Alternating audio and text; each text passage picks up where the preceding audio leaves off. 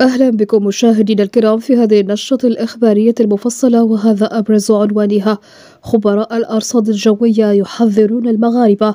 قبل ما نبدأ في تفاصيل ما تنسوش من الفيديو تشتركوا في القناة باش يوصلكم دائما كل جديد.